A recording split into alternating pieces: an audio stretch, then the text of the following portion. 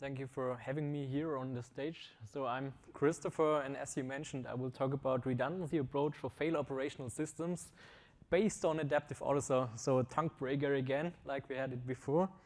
What I've prepared for today is that I would like to speak first about the key requirements coming from the ISO 26262 for fail operational systems. Second, we will see together how in the dynamic reconfiguration approach, which is something that we need to achieve availability, which is one of the key requirements is. And then I will focus on a concept called cold standby, and we apply it in the area of adaptive AUTOSOR, so that will be the third part. And finally, I will conclude with some takeaway messages. So let's get started with the first part, fail operational and the ISO 26262.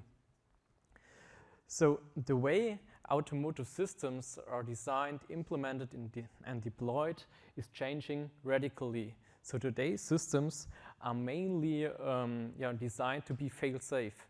So this means that the system, the function, the item itself can detect if some fault occurs, and then it just turns off, for example, if that's the safe state. But when we have use cases such as partly automated driving use cases, could be a concept like drive-by-wire, steer-by-wire, then this isn't sufficient anymore. So we need something that tackles this, so we need redundancy, we need availability of the functionality, and this is why there will be a change in the future. And on that part of this availability part, I will focus on my presentation because fail operational systems serve this purpose in the end. But before we go into those details, I would like to have a look from the ISO 26262 first. So the first steps when you apply this ISO is to start with a hazard and risk analysis. And then it will turn out that you have a safety goal or a hazardous event that the loss of the functionality in its vehicle operating state is critical. So you need a safety strategy to tackle this. And what I show you here are two strategies or two trees. So the right one is mainly something you would do also for non-availability safety goals. That means that you try to be not in the vehicle operating state when you lose the functionality. So you can do fault detection, you can do ROM test, and so on. You can also do fault forecasting with health monitoring. So that's everything you can do to just detect, and maybe you can turn off, but that's typically not possible if you are in a fail operational scenario. So you also have to look here on the left side. So the safety strategy is do not lose the functionality. Yeah, but how can I do not lose it if there is a fault? And one thing you can do is you just develop according to your ASIL. Yeah, okay, of course you're doing that because you have already that safety goal. But the most important aspect, and this is what I would like to focus here, is on redundancy. So we need to be fault tolerant in the end. So one fault should not turn off the system, so that, for example, if it's a drive-by-wire system, you can still steer, you can still brake, you can still accelerate. So that should be possible. On that slide, I have some terms and definitions that are important in that area. So please focus together on the first half of the slide first here. So let's say we have a function, an item, without any safety mechanisms. And so we are in a normal operating state, so everything is fine. And suddenly a fault occurs. And the ISO distinguishes between a fault and a hazardous event. So a fault is not a problem, so it's just something happened and it could lead to a problem, and the problem would be then our hazardous event.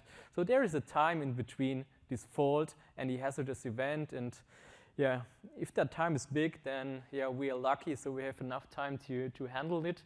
If it's getting smaller, yeah, you know that from your serious project, then it's also critical to react on that.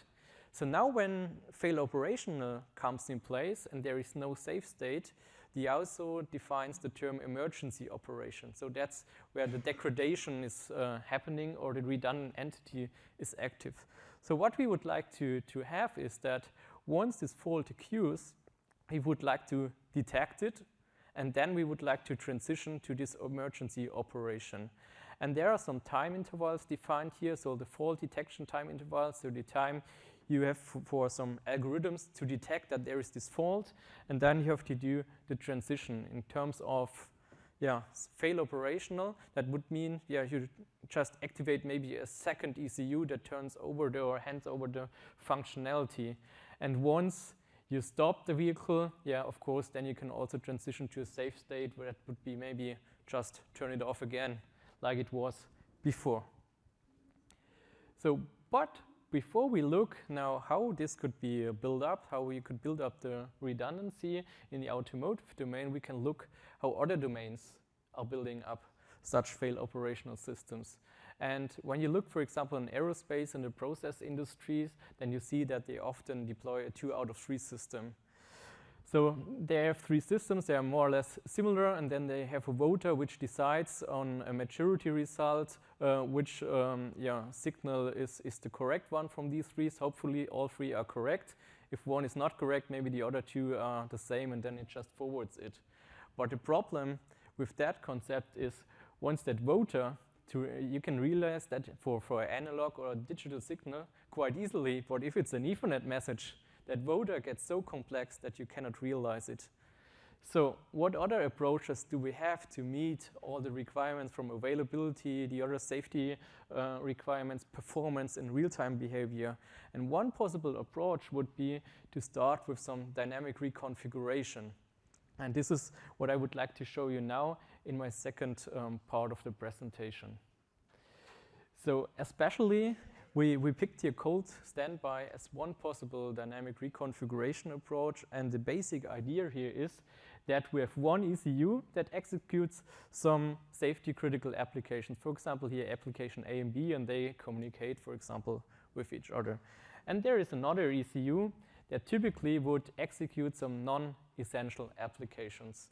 So it could be something like heating regulation, some other computation stuff.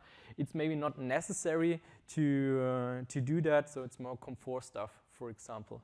And the idea is that now when we do dynamic reconfiguration, so when there is a fault or then an error here in ECU1, that we transfer these applications to the second ECU and we displace these non-essential applications. Just in that scenario that we are still able to provide the necessary functionality.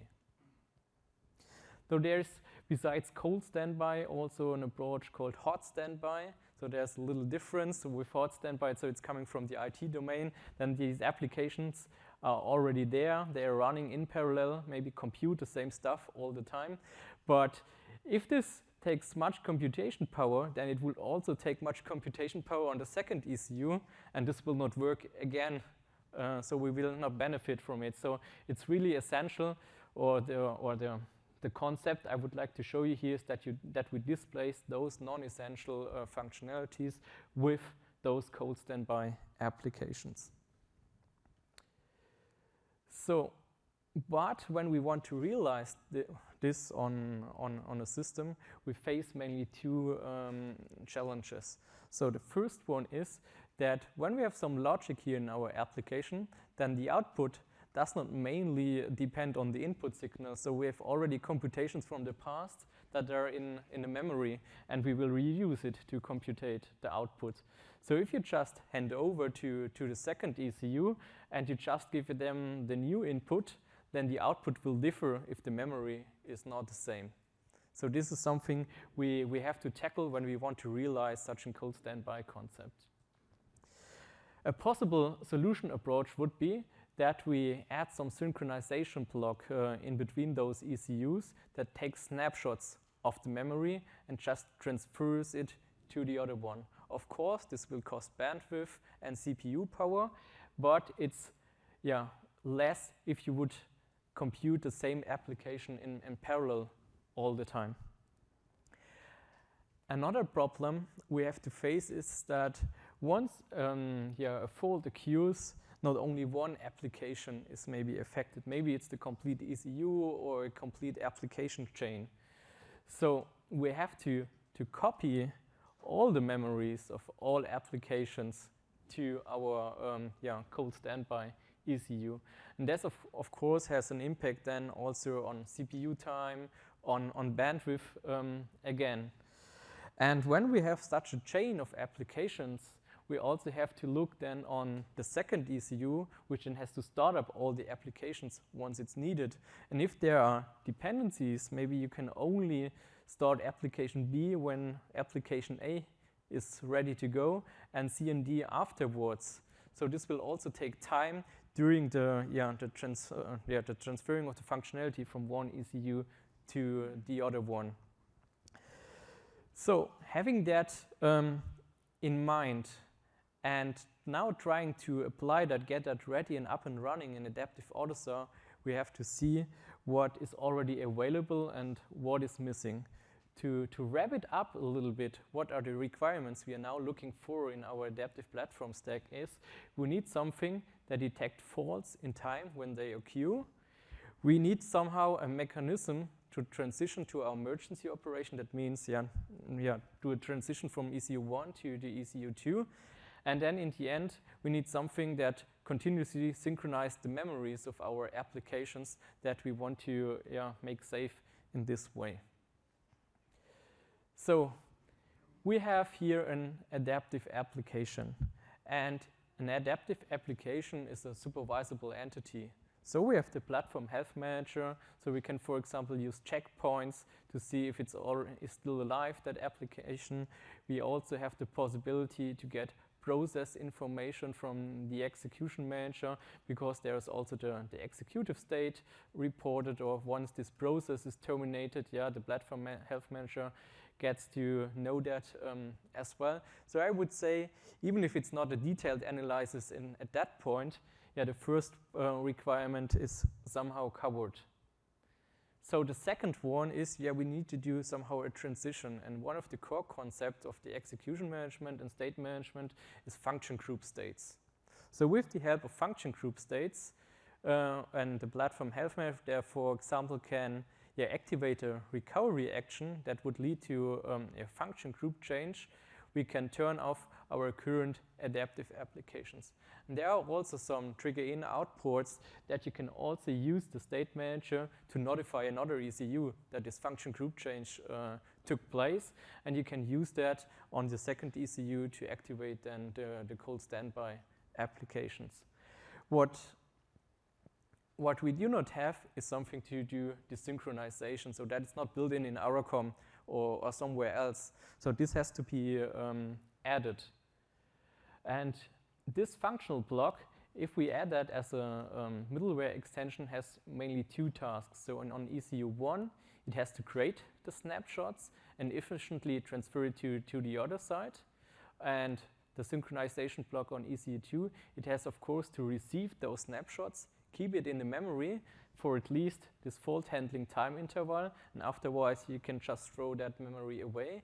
And once we activate our cold standby application, the synchronization block has to provide those memory snapshots to the application that it can restore it, because we do not have those applications already running in the system, so they have to fetch it on startup. Now bringing that into a big picture. So we have ECU1 with our safety critical applications A and B, and they just report their checkpoints to the platform health manager.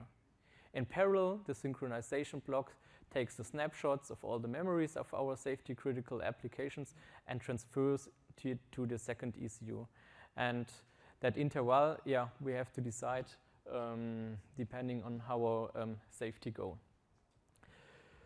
Let's say, so now fault occurs, we detect it, and we have to activate our recovery action. So we would inform the state manager that with the help of trigger output would trigger the dynamic reconfiguration on the second ECU. So that is the activation of the emergency operation.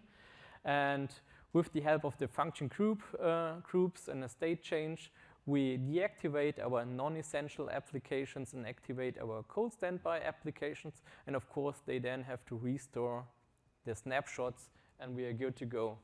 Of course, there are also communication channels that have to be handled, and that's not the whole thing, but to cover all different aspects, just the presentation time is not enough, so we can discuss that also later in the break if you want.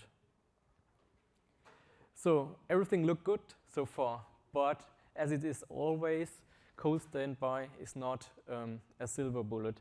As I already mentioned, also this taking of the snapshots, the communication takes considerable CPU resources, and it scales with the frequency you have to do those snapshots. So for example, if you have a very tough safety goal in maybe 50 millisecond area, so tough for an adaptive platform, not for a classic platform, then yeah, you already notice that CPU load on the system. So in the end, you need a balance between the CPU load and also the fault tolerant time interval. And maybe there are also safety goals that have a fault tolerant time interval that do not fit to that concept. And if we have that and we balance that out, we still have the problem with the worst case execution time on Linux or QNX or POSIX platforms that have to be figured out as well. Otherwise, we cannot really prove that it will always function in the time we want to have it. Yeah, to wrap it up and coming to a conclusion is that we will need fail operational systems, for example, for partially automated driving use cases, and to achieve fail operational systems, we need redundancy in the end. Cold standby could be a cost-efficient and resource-efficient way because we just need a second ECU, which is already in the car, which just displays already existing applications once it is needed. And when we also look at adaptive AUTOSAR, there are already many mechanisms available to cover that concept, and such a synchronization block could be added quite easily. Yeah, thank you very much.